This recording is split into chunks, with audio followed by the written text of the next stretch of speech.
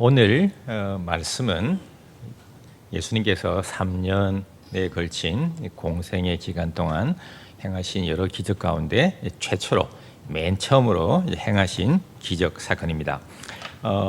기적을 행하신 이제 장소가 이제 기록되어 있는데요.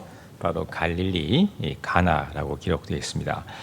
가나는 이제 이스라엘 팔레스타인 지역의 이제 지도를 보면 예나 지금이나 이제 남쪽이 예루살렘 중심의 남쪽이 주로 유대 땅이라고 얘기를 하고 이제 북쪽 오늘 본문의 배경이 되고 있는 이제 북쪽은 갈릴리 호수 때문에 갈릴리라는 이름을 붙이기도 했고 갈릴리에는 우리가 잘 아는 또 지명이 있죠. 나사렛 예수님께서 출생은 하지 않으셨지만 주로 이제 어린 시절 쭉 자라시고 요셉 직업이 아버지 요셉의 직업이 목수였기 때문에 예수님도 이제 목수로서 쭉 자랐던 곳이 바로 나사렛. 그래서 나사렛 예수라는 말이 거기서 나왔습니다만은 이 나사렛에서 이 가나는 아주 가깝습니다. 자동차로 한 10여 분 정도 갈 수 있는 그곳에 있습니다.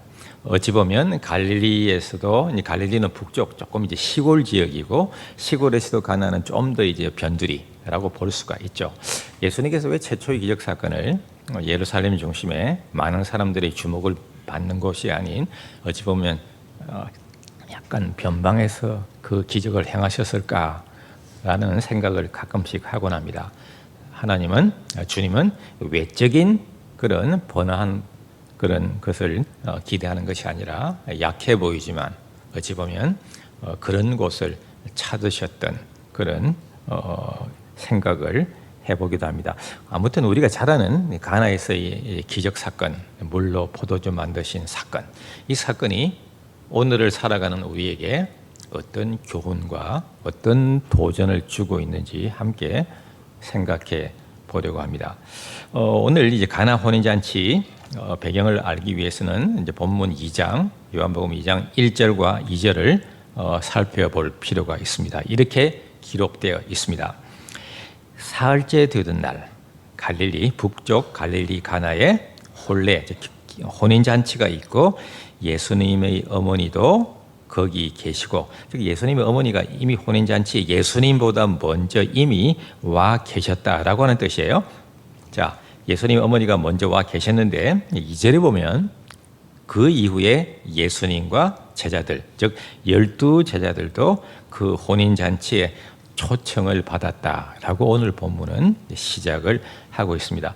여기서 이제 한 가지 생각해 볼 이제 질문이 있어요.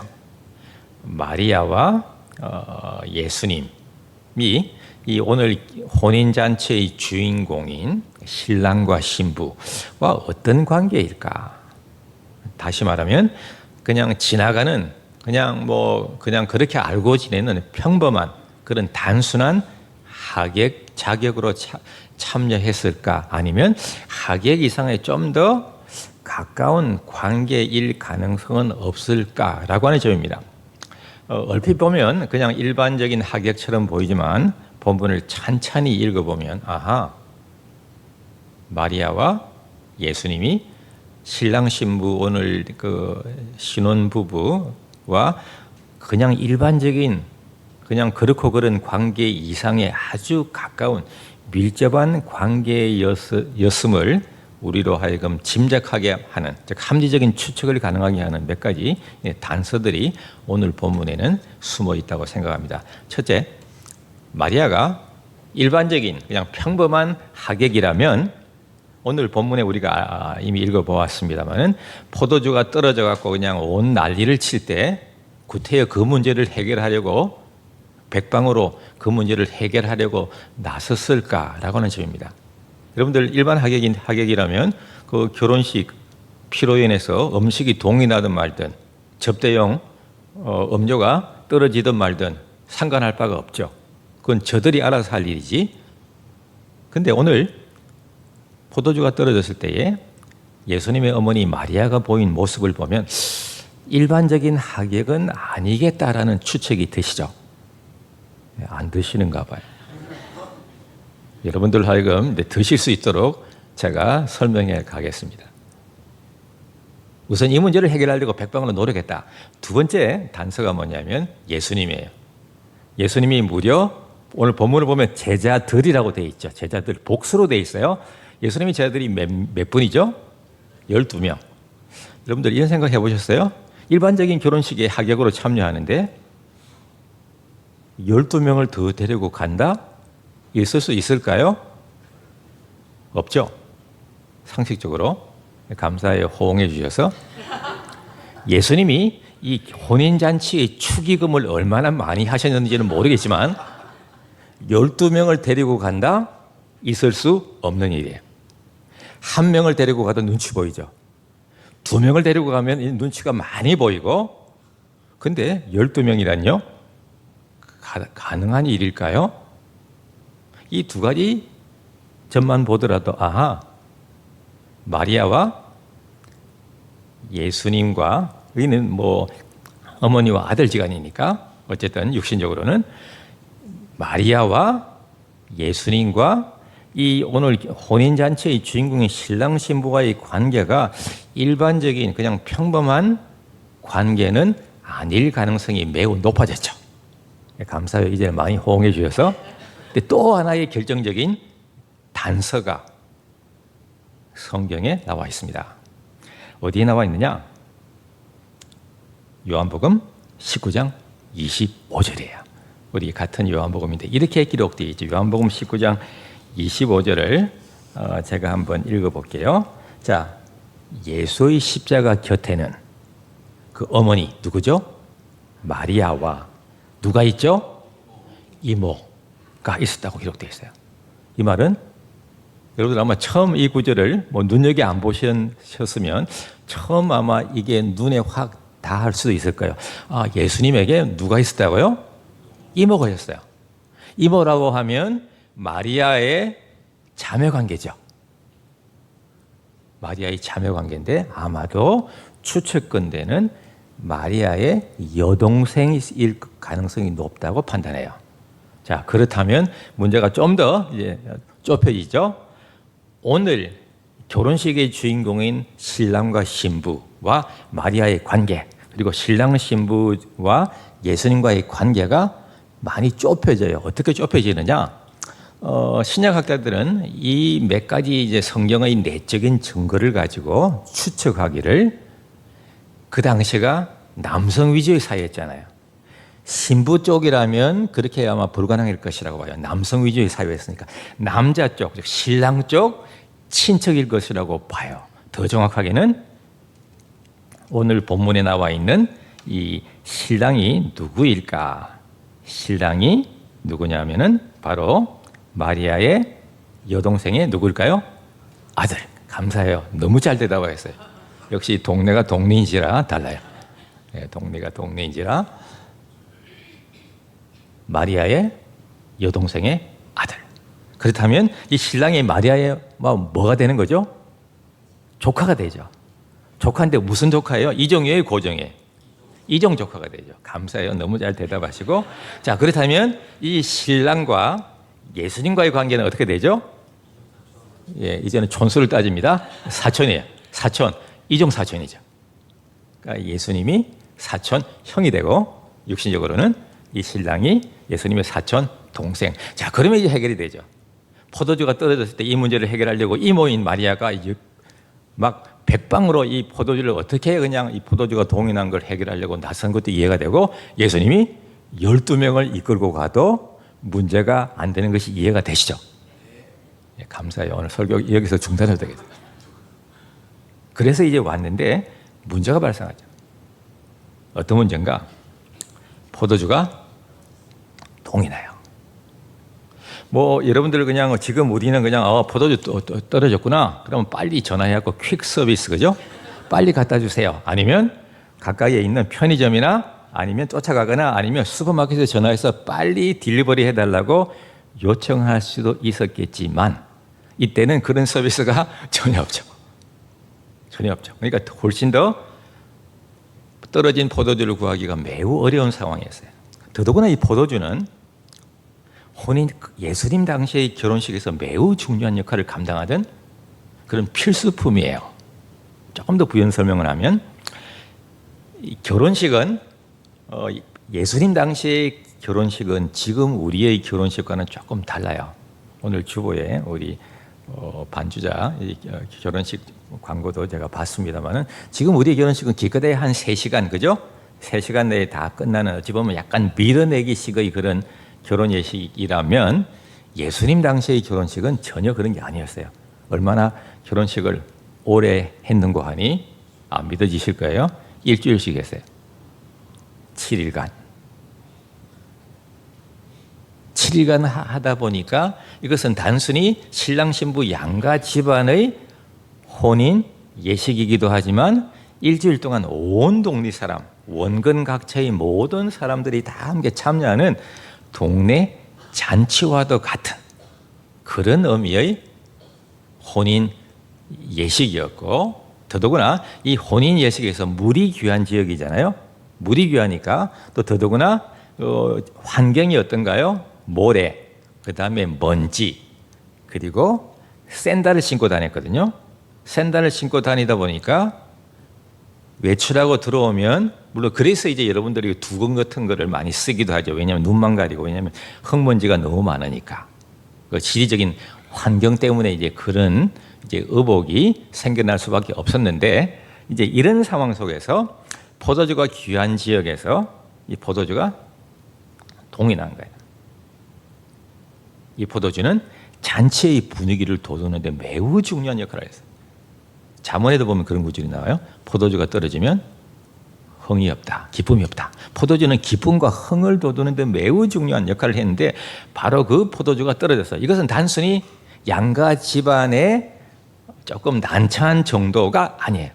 쉽게 말하면 포도주가 떨어지는 것은 당혹스러움을 뛰어넘어서 혼사집 전체의 명예와도 관련되어 있고, 더 치욕스러운 것은 전체 하객의 접대를 맡은 누구죠? 오늘 본문에 보면 연회장이 나왔다. 연회장. 하인들을 총괄하고 전체 손님들을 대접을 맡고 있는 하인장에게는 아주 씻을 수 없는 매우 치욕적인, 아마 그 연회장은 그 다음에 아마 다른 잔치집에는 초대받지 못했을 거예요. 일을 맡지 못했을 거예요. 큰 실수를 했기 때문에. 바로 그때 절대절명의 위기에서 손발 뻗고 나서는 사람이 누구죠? 이모, 마리아. 예나 지금이나 남자보다는 여자야. 해결하려고 나서죠. 해결사로. 근데 이 3절을 보겠습니다. 3절에 이렇게 기록되어 있죠. 포도주가 떨어진지라 동이 났다. 예수의 어머니가 예수에게 이르되 저들에게 포도주가 없다. 오늘 가나 기적 사건은 예수님의 이 한마디 때문에 시작되게 되었어요. 저들에게 포도주가 없다. 예수님께 나와왔고, 예수님께 나와서 내가 가진 현재의 문제와 어려움과 형편을 아뢰므로써 시작되었다라고 하는 것을 기억할 필요가 있습니다. 그 문제를 끙끙 혼자만 끙끙 그냥 벙어리 냉가슴 할 듯 갖고만 있었던 것이 아니었다. 근데 저들에게 포도주가 없다라고 아뢰는데도 불구하고 예수님의 반응은 다소 생뚱맞고, 아니 다소가 아니라 매우 무례하게 들리기도 하죠. 4절을 보겠습니다. 예수께서 이르시되 여자여 나와 무슨 상관이 있나이까? 내 때가 아직 이르지 아니하였나이다 라고 대답합니다. 여러분들 어떤 생각이 드세요? 기분이, 마음이 썩 편치 않죠? 아니 어떻게 어머니에게 이럴 수 있을까라는 생각이 들 수 있어요. 근데 조금 번역상에 문제가 있다고 판단이 돼요. 왜냐하면 헬라어, 그리스 원어 성경을 보면 여자여라고 하는 표현이 조금 이제 우리 말로는 조금 약간 하대하는, 막대하는 느낌, 무례한 느낌이 들지만 헬라어 원어에는 존칭이 사용돼요. 존칭. 그래서 오히려 번역을 할 때 여자여라고 하는 표현보다는 어머니 혹은 어머니여 정도로 번역하는 것이 훨씬 더 불필요한 오해를 불식시키는데 도움이 되지 않겠나. 어머니여 라고 부르면서 내 때가 아직 이르지 아니하였고 이 문제가 나와 무슨 상관이 있습니까? 라고 대답한 건 사실이에요. 근데 우리는 결론을 알고 있지 않습니까? 예수님의 이 때, 나는 지금은 나설 때가 아니다라고 말씀했음에도 불구하고 결국은 이 예수님께서 이 문제를 해결하도록 나서게 했고 그 때를 앞당겼죠. 반응이 별로 없으시네. 앞당겼는데 그러면 어떻게 했길래 이걸 앞당겼을까? 내 때가 아니라고 했는데 나는 상관치 않겠다고 했는데 상관하게 하시고 또한 때를 앞당겼을까라고 하는 점을 중점적으로 우리가 주목할 필요가 있겠죠. 자, 여기에서 예수님의 때를 앞당기게 했던 것은 마리아의, 첫째는 마리아의 태도와 자세와 마음가짐에, 더 정확하게는 마리아에게는 그런 믿음이 있었어요. 어릴 때부터 쭉 육신의 아들이지만 또한 영적인 구세주로서의 예수님의 모습을 쭉 지켜보아왔던 마리아가 볼 때는 이 문제는 예수라면 충분히 해결해 낼 것이라고 하는 기대와 믿음이 있었기 때문입니다. 그래서 예수님에게 나와 저들에게 포도주가 없다라고 얘기를 하죠. 이 문제를 해결해 낼 것이라고 하는 그런 기대와 사모하는 마음과 무엇보다도 믿음이, 영어로 말하면 expecting faith, 기대하는 믿음이 있었다는 거예요. 기대하는 믿음이 중요해요. 여러분들 예배에 참여하든 성경을 읽든 간절한 마음으로 말씀을 대하고 예배에 참여하는 것이 매우 중요합니다. 습관적인 것보다는 훨씬 더 간절함, 마리아에게는 그런 간절함이 있었다는 것이죠. 자, 그러면서 이 마리아가, 예수님은 그런 태도를 반응을 보이셨지만 하인들에게 뭐라고 얘기를 합니까? 하인들에게 이렇게 얘기하죠. 5절을 보겠습니다. 5절을 보면 어머니가, 즉 마리아가 손님 접대를 맡고 있는 하인들에게 이르되 너희에게 무슨 말씀을 하시든지 그대로 하라. 한번 따라해 볼까요? 무슨 말씀을 하시든지 그대로 하라. 무슨 생각이 드세요? 이 말씀 속에 어떤 의미가 담겨 있을까요? 무슨 말씀을 하시든지 그대로 하라. 그러니까 여기에 무슨이라는 단어와 그대로라는 단어에 동그라미를 한번 쳐보세요. 형광펜으로 표시를 하든 무슨 말씀을 하시든지 그대로 하라. 자, 여기에는 이제 매우 중요한 뜻이 들어가 있죠. 자, 어쨌든 이 명령, 요청을 들은 이제 하인들이 이제 항아리에 이제 물을 채우게 되는데 그것은 어디에 나오냐? 7절에 보면 나옵니다. 7절. 예수께서 그들, 즉 하인들에게 이르시되 항아리에 물을 채우라 하신즉 어디까지 채워요? 아귀까지. 옛날 번역에는 아구가 더 와닿습니다만 아구찜 때문에 아귀까지 채웠다라고 되어 있어요. 자, 여러분들이 한번 가정해 봅시다. 지금 포도주가 동이 나서 난리치는 그 상황에 여러분들이 하객들 접대를 맡고 있는 하인들이라고 생각해 보십시다. 지금 필요한 것은 포도주인데 포도주가 없어서 난리인데 갑자기 예수라는 사람이 나타나서 항아리에 물을 채우라고 명령할 때 어떤 생각이 들었을까요? 첫째 반응은 이상하네? 웃기네? 지금 필요한 것은 포도주인데 왜 항아리에 물을 채우라 하실까? 라는 생각이 들지 않았을까요? 지금 필요한 것은 포도주인데 왜 생뚱맞은 상황에 맞지도 않는, 당시 상황에 전혀 맞지도 않은 그런 말도 안 되는 것처럼 보이는 명령을 하셨을까라는 생각이 들지 않았을까요? 여러분들은 안 들었던 거 봐요. 저는 들었어요.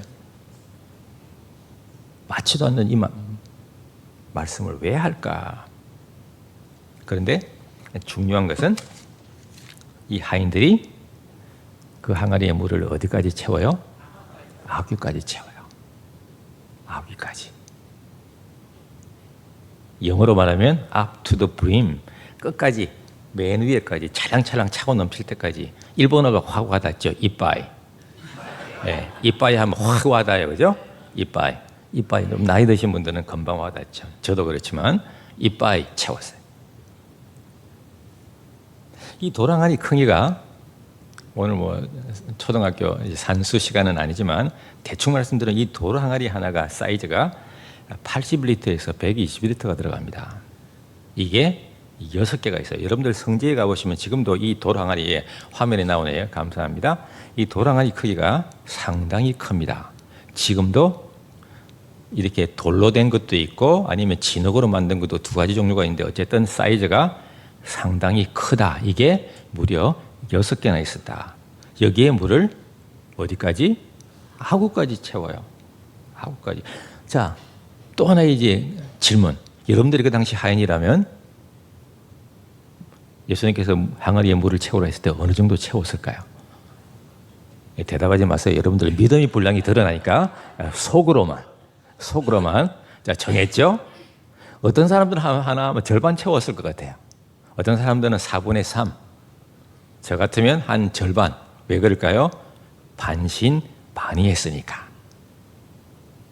그런데 중요한 사실 하나가 있어요. 하인들이 채운 물의 양만큼 더도 아니고 덜도 아니고 꼭 그대로 어떻게 됐어요?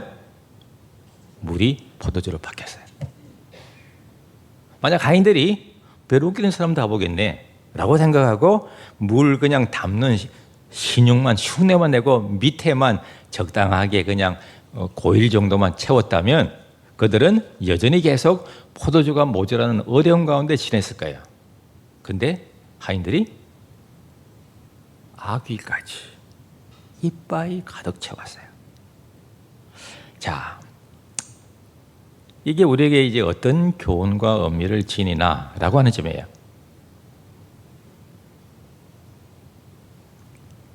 예수님 말씀이 내 생각에, 내 지식에, 내 경험에 맞지 않을 때, 아니 맞지 않아도 순종하되 철두철미한 순종을 했을 때에 차고 넘치는 기적을 체험했다고 하는 것을 기억해야 합니다. 문제가 아니에요. 하나님의 능력이 문제가 아니에요. 뭐가 문제일까요? 말씀에 대한 우리의 순종의 믿음의 분량의 자세가 중요해요. 따라서 우리에게 주어진 교훈은 도전은 뭘까요? 말씀 앞에 때로는 그 말씀이 내 생각과 지식과 경험에 맞지 않아도 순종하자. 순종하되 대충 하는 것이 아니라 철두철미한 순종을 해야 되겠다는 생각이 드시죠. 아멘 하신 분들에게만 곱절의 은혜가 있기를 바랍니다. 늦게라도 하신 분들에게도 동일한 은혜가 있기를 바랍니다. 이게 하나님의 말씀의 신비요 능력이에요. 저는 말씀의 능력을 믿습니다. 저는 여러분들이 볼 때 누구보다도 굉장히 잘 안 믿을 사람처럼 보이지 않습니까? 굉장히 이성적인 사람이고 그럼에도 불구하고 저는 이제 오늘은 뭐 글을 얘기할 시간은 없지만 말씀 앞에 꼬꾸라질 수밖에 없는 그런 경험들이, 체험들이 어찌 보면 간증거리들이 있어요. 중요한 것은 말씀이라는 거예요. 자, 오늘 이 가나 혼인 기적 잔치에 이제 말씀이 기적 사건이 우리의 삶에 그러면 구체적으로 어떻게 적용해 볼 수 있을까라고 한번 생각해 보려고 합니다. 첫째는 아무리 여러분들 준비하고 여러분들 아무리 머리 써서 계획하고 계산기 굴려서 준비해도 우리의 삶에 살다 보면 필요하고 부족하고 포도주가 떨어질 때와 같은 때가 언젠가는 올 수 있다는 사실이에요. 이미 아마 그런 걸 경험하신 분들도 계실 거예요. 왜? 세상 만사가 내 뜻대로 되지 않을 때가 많기 때문입니다. 내 뜻대로 되는 경우도 있지만 내 뜻대로 되지 않은 경우도 굉장히 많아요. 오늘 본문 속에서 연회장은 나름대로는 열심히 준비했을 거예요. 그죠? 그런데 예수님께서 예상치 못하게 12명이나 데리고 와서 또한 이들이 제자들에게는 절호의 기회죠. 어떤 기회예요? 그간에 굶주렸던 거, 그간에 제대로 먹지 못했던 거, 제대로 마시지 못했던 것을 마음껏 먹고 마실 수 있는 든든한 뒷배가 있죠. 예수님이 있고, 예수님이 또 그건 친척이니까, 사촌 결혼식이니까. 그렇게 엄청나게 더더구나 예수님에 관한 기록들을 보면 지금처럼 뭐 교통수단이 없으니까 다 걸어 다녔잖아요. 그래서 예수님께서 보면 행로에 걸어 다니면서 고나셨다, 피곤하고 지치셨다는 표현이 복음서에 보면 많이 나타나죠. 제자들도 다 걸어 다녔으니까 이들이 되게 육체적으로는 건강한 사람들이었으니까 엄청나게 먹고 벌컥벌컥 마셨을 거예요. 그러니까 부족할 수밖에 없죠. 연회장은 그걸 예산을 못한 거예요. 바로 그 상황 속에서 주님이 계셨기 때문에 그 문제의 해결이 또한 시발점이 되었던 것을 기억해야 합니다. 아무리 우리가 어려움과 문제 가운데 포도주가 동이 나는 당혹스러운 상황에 처한다 하더라도 우리의 삶 속에 예수 그리스도가 계셔야 합니다. 주님을 우리의 삶 속에 모시고 살아가는 것이 얼마나 큰 은혜이고 얼마나 큰 축복인지 아셔야 합니다. 이미 깨달은 분들도 계실 것이고 아직 미처 깨닫지 못한 분이 계실 수도 있을 것 같아요. 주님을 만난 것이 여러분들의 생애의 최고의 복임을 기억해야 합니다. 자, 또 문제가 생길 때마다 오늘 마리아처럼 예수님께 나아갔죠.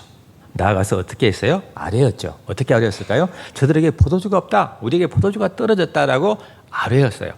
자, 이게 무슨 의미일까요? 우리의 삶 속에 어떤 의미를 지닐까요? 저는 이것이 바로 우리 성도들에게 주어진, 아니 우리 성도들이 누릴 수 있는 우리에게 주어진 특권인 무엇일까요? 기도. 그렇죠. 감사해요. 성가대 쪽에서 답을 주셔서 기도라고 생각합니다. 기도는 여러분들 우리로 하여금 귀찮게 하는 짐이 아니에요. 기도는 우리들이 주님께 당당히 나아가서 은혜의 보좌 앞에 담대히 나아가서 주님께 당당하게 기도하고 외치고 아뢰일 수 있는 특권임을 기억해야 합니다. 기도는 거추장스러운 의무가 아니에요.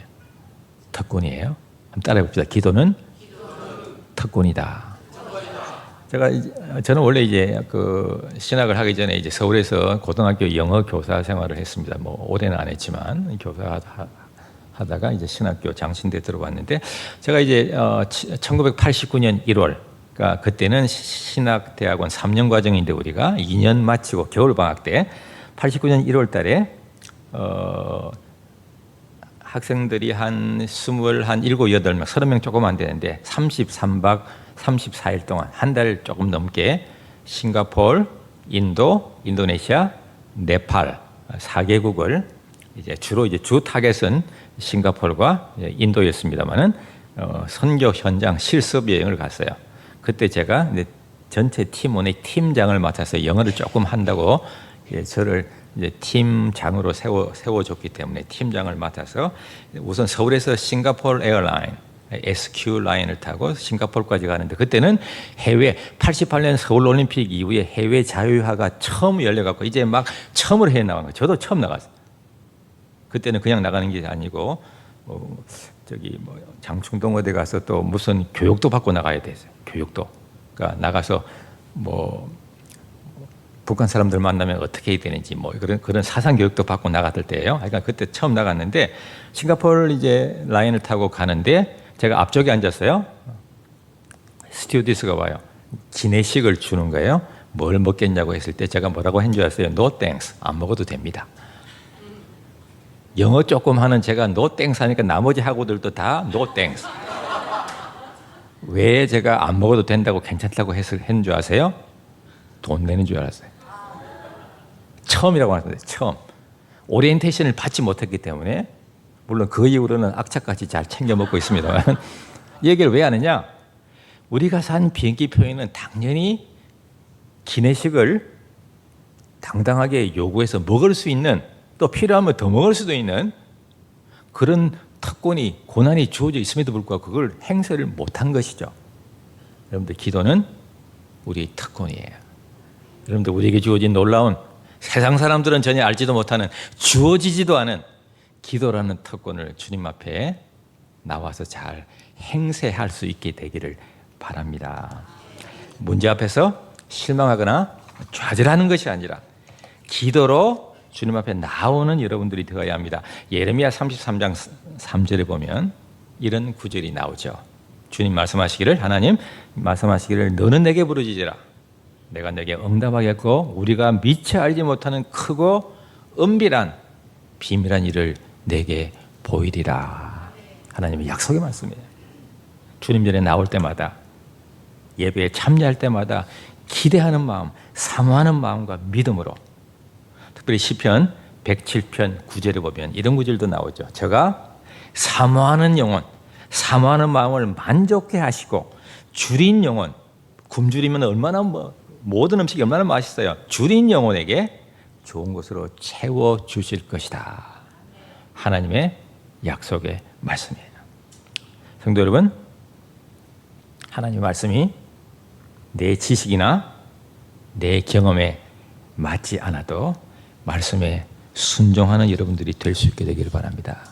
그러면 그 말씀이 여러분들의 삶 속에서 말씀이 역사합니다. 말씀이 놀라운 일들을 불러 일으킬 수 있게 되기 때문입니다.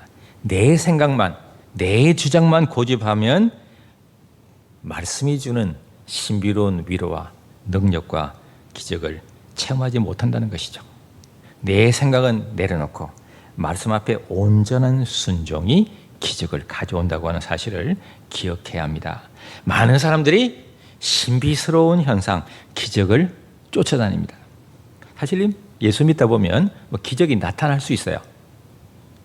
그런데 이 기적 체험은 특별한 체험이고, 특별한 체험이면 분명하지만 기적을 체험하고 기적을 우리가 삶 속에서 목격하면서 믿음이 생겨나기도 하지만 그 기적을 보고 믿게 된 믿음은 성숙한 믿음이 아니에요.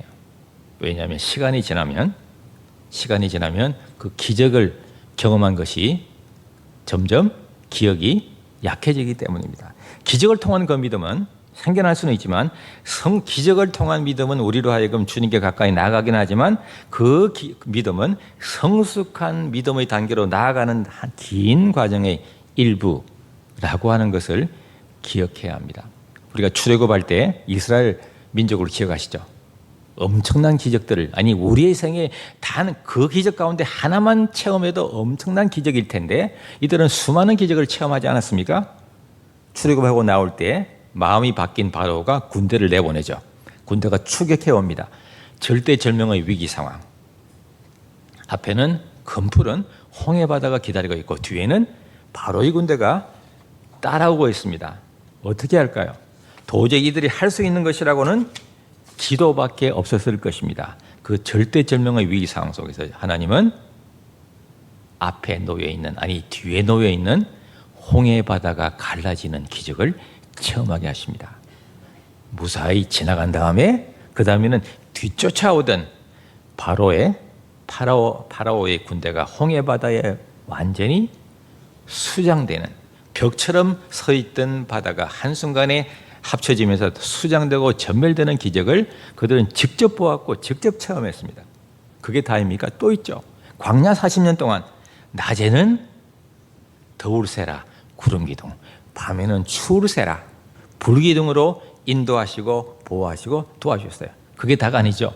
매일 아침마다 일하지 않아도, 왜냐하면 광야길을 걸어가야 되니까 농사를 지을 수가 없으니까 하나님께서 그걸 하시고 가나안 땅에 들어가기, 입성하기 바로 전날 새벽까지, 아침까지 매일 아침마다 무엇으로 먹이셨죠?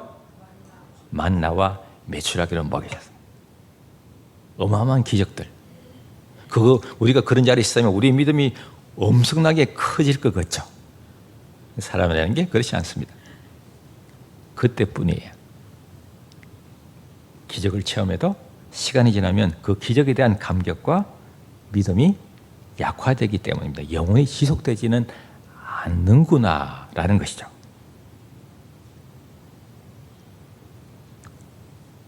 중요한 것은 기적도 체험이 할 수 있지만 기적보다도 더 중요한 우리에게 주어진 영원한 약속의 말씀, 주여 영생의 말씀이 여기 계시오니 내가 누구에게로 가오리까?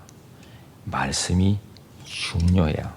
오늘 가나 혼인잔치 기적 사건에서 우리는 두 가지 종류의 믿음을 제가 언급한 적이 있는데, 첫째는 마리아의 주님은 문제를 해결해 낼 수 있다라고 하는 기대하는 믿음과, 하인들 내 생각에 맞지 않아도 예수님 말씀에 철두철미하게 악의까지 채우는 순종하는 믿음, 그 믿음 때문에 엄청난 기적을 가져왔던 것을 기억해야 합니다.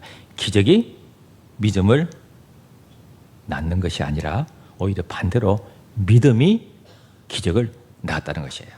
이때의 믿음은 물론 말씀에 대한 믿음과 말씀에 대한 순종이에요. 말씀이 중요하다. 기록된 말씀, 성경, 그리고 예배 때마다 강단을 통해서, 목사님을 통해서, 목회자를 통해서 선포되는 말씀에 대한 순종이 기적을 가져온다라는 것입니다. 말씀을 맺습니다.